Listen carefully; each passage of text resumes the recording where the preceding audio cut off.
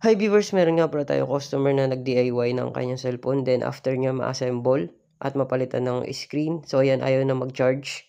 At heto nga palang hinala ko, malamang hindi niya naikabit ang charging flex.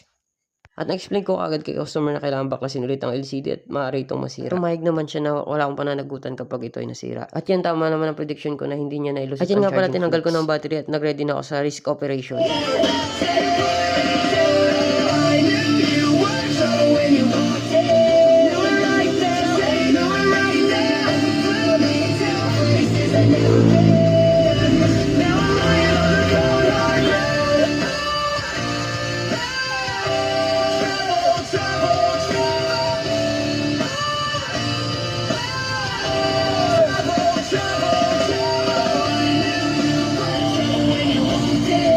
Then after ko mag-sound trip sa shop habang nag-o-opera, dahan-dahan kong binaklas, iningatan ko tulad ng pag-iingat ko sa feelings nyo.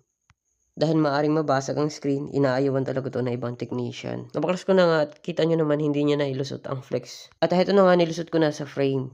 Kita nyo naman, ayan, nakalusot na. Tinanggal ko na nga pala yung mga hindi kailangan para sa installation. Siya nga pala, kinabit ko na yung kanyang flex, yung sa charging board para mag-charge na siya. After ko maikabit, testing natin, then proceed to assemble.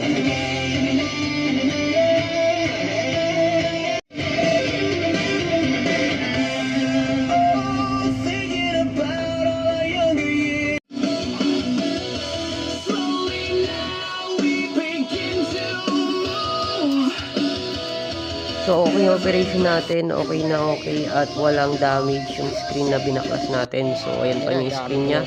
Then ready na tayo for assemble. Success yung ating operation, hindi napalitan yung LCD niya. So ayan pa rin yung screen natin na kinabit niya.